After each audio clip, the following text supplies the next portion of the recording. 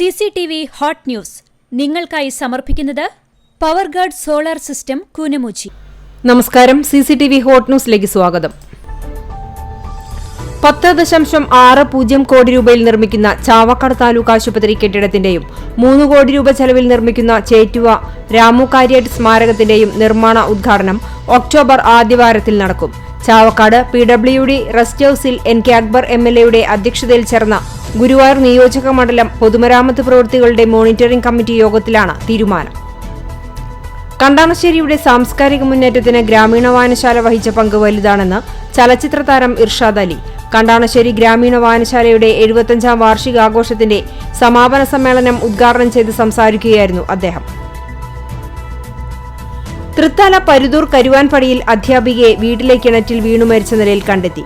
കഴിഞ്ഞ ദിവസം രാത്രിയിലാണ് സംഭവം. പട്ടാമ്പി ഗവൺമെന്റ് ഹയർ സെക്കൻഡറി സ്കൂളിലെ അധ്യാപിക വട്ടറപ്പാറക്കൽ വീട്ടിൽ ഷഹനാസിനെയാണ് വീടിന് തൊട്ടടുത്തുള്ള കിണറ്റിൽ വീണ നിലയിൽ കണ്ടെത്തിയത്. 31 വയസ്സായിരുന്നു.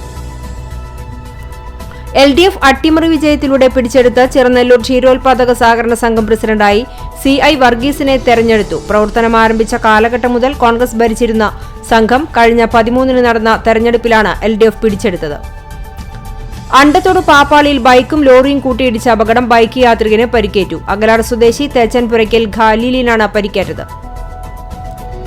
നിയമവും നീതിയും തുല്യമായി നടപ്പാക്കണമെന്ന് ചൂണ്ടിക്കാട്ടി ബുൾഡോസർ രാജിന് തടയിട്ട സുപ്രീംകോടതി വിധി സ്വാഗതാർഹമാണെന്ന് കാന്തപുരം AP അബൂബക്കർ മുസ്ലിയാർ പറഞ്ഞു. കേരള മുസ്ലിം ജമാഅത്ത് ജില്ലാ കമ്മിറ്റിയുടെ നേതൃത്വത്തിൽ നടത്തിയ ജില്ലാ മീലാദ് കോൺഫറൻസിൽ പ്രഭാഷണം നടത്തുകയായിരുന്നു അദ്ദേഹം.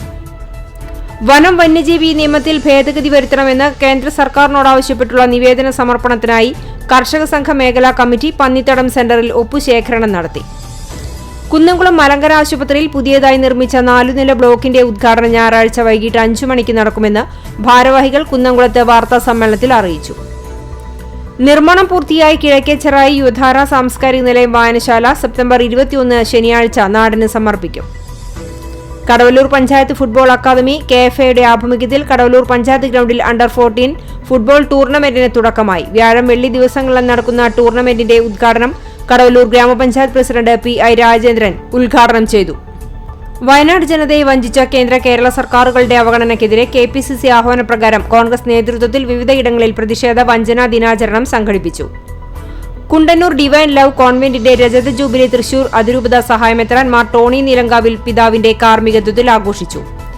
SKSSF തൃശൂർ ജില്ലാ കമ്മിറ്റിയുടെ ഈ വർഷത്തെ മദീന പാഷനിലേക്കും സമസ്ത കുന്നംകുളം താലൂക്ക് മദ്ഹൂറസുൽ കോൺഫറൻസിലേക്കും എത്തുന്ന പ്രവാചക സ്നേഹികളെ വരവേൽക്കാൻ കടവല്ലൂർ വടക്കുമുറി ഗ്രാമം ഒരുങ്ങിയതായി ഭാരവാഹികൾ കുന്നംകുളത്ത് വാർത്താ സമ്മേളനത്തിൽ അറിയിച്ചു. ഉയർന്ന മാർക്കോടെ BDS ബിരുദം നേടിയ പുന്നൂർകുളം പനന്തറ കളത്തിങ്ങൽ കൃഷ്ണമോഹനനെ സദ്ഗമയ സാംസ്കാരിക സേവാ സമിതി സ്നേഹോപഹാരം നൽകി അനുമോദിച്ചു. എരുമപ്പെട്ടി റീച്ച് ഫോർ ദി സ്റ്റാർസിന്റെ നേതൃത്വത്തിൽ ഇന്ത്യൻ സേനകളിൽ പ്രവേശിക്കാൻ മത്സര പരീക്ഷകൾക്ക് ഒരുങ്ങുന്നവർക്കായി സൗജന്യ ക്ലാസ് സംഘടിപ്പിച്ചു. 2024-25 അധ്യയന വർഷത്തെ തേജസ് എഞ്ചിനീയറിംഗ് കോളേജിന്റെ സപ്തദിന camp Erumapetty government higher secondary സ്കൂളിൽ ആരംഭിച്ചു. ജില്ലാ പഞ്ചായത്ത് മെമ്പർ ജലീൽ ആദൂർ ഉദ്ഘാടനം ചെയ്തു. കടവല്ലൂർ കല്ലുംപുറത്ത് വിദ്യാർത്ഥിക്ക് പാമ്പുകടിയേറ്റു. കല്ലുംപുറം സ്വദേശി ചാമപ്പറമ്പിൽ വീട്ടിൽ സൗദയുടെ മകൻ 12 വയസ്സുള്ള റിസ്വാനാണ് പാമ്പുകടിയേറ്റത്. CCTV ഹോട്ട് ന്യൂസ് നിങ്ങൾക്കായി സമർപ്പിക്കുന്നത് പവർഗാർഡ് സോളാർ സിസ്റ്റം കൂനമുച്ചി. ഇതോടെ CCTV ഹോട്ട് ന്യൂസ് സമാപിക്കുന്നു. കൂടുതൽ വാർത്തകൾക്കും വിശേഷങ്ങൾക്കും ഞങ്ങളുടെ web page, YouTube channel, Facebook page എന്നിവ സന്ദർശിക്കുക. തത്സമയ വാർത്തകൾക്കായി www.cctv.online.tv സന്ദർശിക്കുക. നമസ്കാരം.